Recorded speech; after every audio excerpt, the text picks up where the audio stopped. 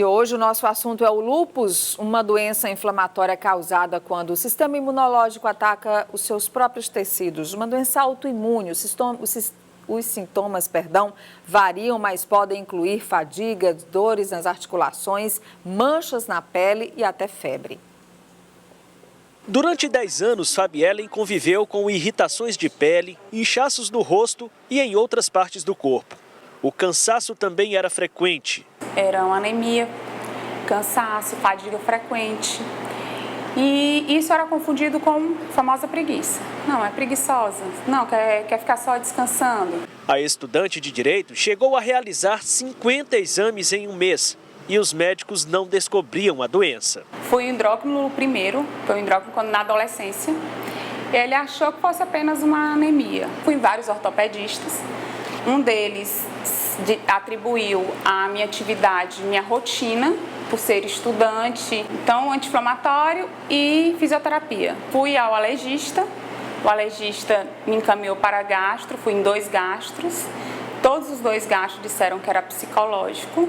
Quando eu já estava com um quadro de não conseguir me vestir e tomar banho sozinha, eu fui ao ortopedista. Ele suspeitou de síndrome do carpo do túnel bilateral, fez os exames, não era, e me encaminhou para a reumatologista. Fabiellen é portadora de lúpus, doença autoimune que atinge principalmente mulheres. A cada 10 pacientes, 9 são do sexo feminino. O organismo do doente fabrica anticorpos demais. Em vez de proteger de ameaças externas, como vírus e bactérias, essa defesa se volta contra os órgãos do doente, deixando diversos sistemas do corpo vulneráveis. Em Fabiana, o lúpus se manifestou por meio de dores articulares. Uma das crises foi os linfônodos, eles inflamaram muito, tive febre e a garganta fechou. Aí passei 8 dias internada, sem diagnóstico, saí sem diagnóstico, mas uma melhora. Os sintomas confundem inclusive profissionais da saúde.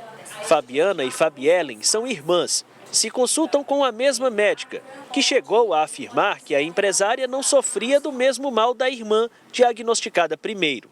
Exames comprovaram o contrário. Anemia, fadiga, cansaço extremo, sono em excesso, magreza, urticária, febre noturna, gripe recorrente e dores articulares são algumas formas do lúpus se manifestar.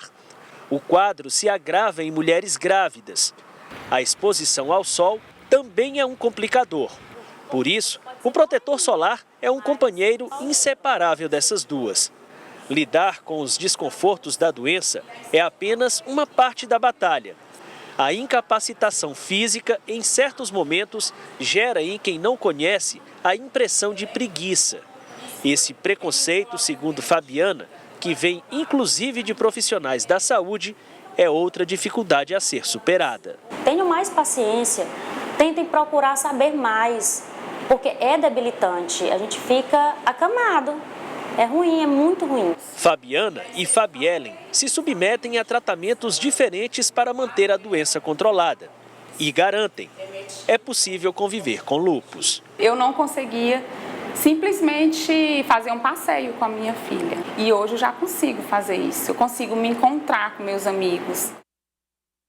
Aqui no estúdio nós vamos conversar agora com a médica reumatologista, doutora Joelma Moreira. Bom dia, doutora, tudo bem? Bom dia. Seja bem-vinda aqui. A gente percebe que é uma doença muito complexa, né? Separamos até aqui alguns dos sintomas que podem ser identificados, já falamos aí de dores das articulações, mas o mais importante, quando é que o paciente precisa sentir que existe alguma coisa mais grave acontecendo com ele, doutora? Bom, essa figura aqui, ela demonstra bem o que é que pode ser o lúpus eritematoso sistêmico. É uma doença multissistêmica, pode atingir qualquer órgão, principalmente cutâneo e articular. Né? Então, a maioria das pacientes sentem os sintomas cutâneos, né? Que é a lesão em asa de borboleta, que é bem conhecida, né? Na face, ela é muito sensível ao sol, quando o paciente fica exposto ao sol, ainda mais aqui, que é muito quente, tem muito sol, fica muito vermelho, muito irritado. E as manifestações articulares, que são o quadro de dor articular, né? Que é a poliartrite inflamatória. E acontece geralmente em todas as articulações? Na verdade, o lúpus, ele manifesta, às vezes, inicialmente, até como elas falaram na entrevista, com um quadro mais de indisposição, de fadiga crônica, de uma dor matinal, né? Às vezes até uma dor muscular junto com o quadro articular. Geralmente, todas as articulações podem estar acometidas, né? A queda de cabelo também é importante observar, doutora? A queda de cabelo é um sintoma que acontece em doenças sistêmicas, doenças crônicas, doenças que envolvem todo o organismo. É comum ocorrer queda de cabelo. Não é necessariamente específica de lúpus, mas pode acontecer na doença lúpica também. Sim, justamente, é um sintoma a se suspeitar. Então, nessa figura aqui, o que a gente mostra é que, além do quadro cutâneo articular, que é o que fica mais marcado, né, por ser uma doença reumática, por ser uma doença sistêmica, o que a gente gosta de chamar a atenção é que começa a acometer pacientes jovens, principalmente mulheres, tá? A prevalência maior é de mulheres. E a faixa etária também? Em torno de 9 mulheres para um homem é acometido da doença. A faixa etária pode acontecer até na infância, né? O quadro mais do lúpus em adulto costuma ter os primeiros episódios depois da primeira menstruação, da menarca, né? Então, é uma doença sistêmica, realmente incapacitante, que tem muitos problemas articulares e que pode acometer a mulher nessa faixa etária toda da idade reprodutiva dela. Doutora Joelma, e no caso das mulheres, e quanto mais jovem, mais complicada a doença pode ser?